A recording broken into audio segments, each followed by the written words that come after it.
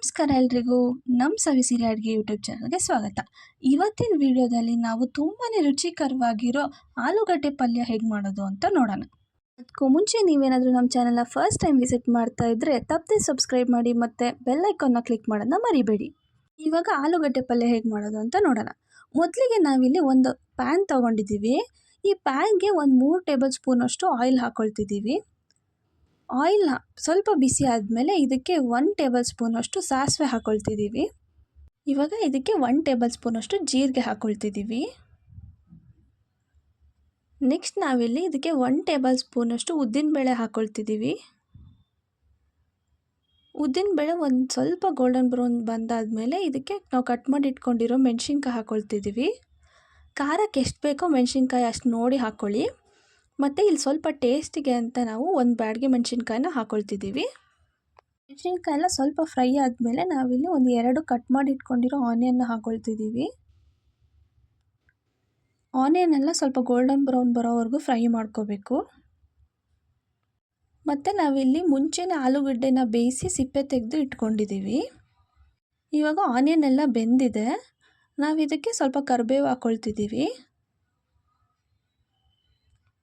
ಅದಾದಮೇಲೆ ಸ್ವಲ್ಪ ಕೊತ್ತಂಬರಿನೂ ಹಾಕ್ಕೊಳ್ತಿದ್ದೀವಿ.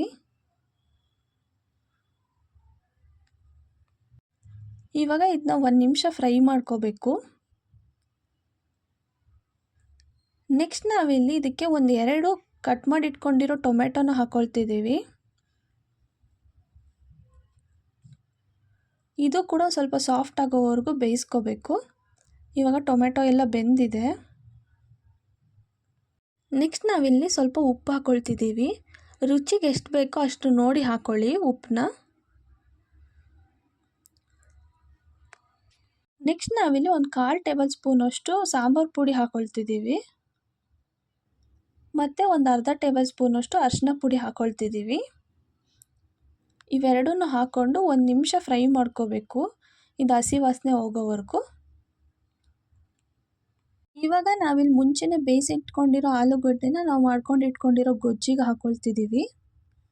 ಗೊಜ್ಜು ಸ್ವಲ್ಪ ಬಿಸಿ ಇದ್ದಾಗಲೇ ನಾವು ಆಲೂಗಡ್ಡೆನೆಲ್ಲ ಮಿಕ್ಸ್ ಮಾಡಿದ್ರೆ ಆಲೂಗಡ್ಡೆ ಪಲ್ಯ ಕೂಡ ಸಾಫ್ಟಾಗಿ ಆಗುತ್ತೆ. ಈ ಆಲೂಗಡ್ಡೆ ಪಲ್ಯ ಅಂತೂ ದೋಸೆಗೆ, ಚಪಾತಿಗೆ ಎಲ್ಲದಕ್ಕೂ ಚೆನ್ನಾಗಿರುತ್ತೆ. ನೀವು ಕೂಡ ತಪ್ಪದೆ ಒಂದ್ಸರಿ ಟ್ರೈ ಮಾಡಿ ಮತ್ತು ಹೇಗೆ ಬಂತು ಅಂತ ಕಮೆಂಟ್ ಸೆಕ್ಷನಲ್ಲಿ ತಿಳಿಸಿ. ಲೈಕ್ ಮಾಡಿ, ಶೇರ್ ಮಾಡಿ, ಸಬ್ಸ್ಕ್ರೈಬ್ ಮಾಡೋದನ್ನ ಮರಿಬೇಡಿ. Thank you for watching.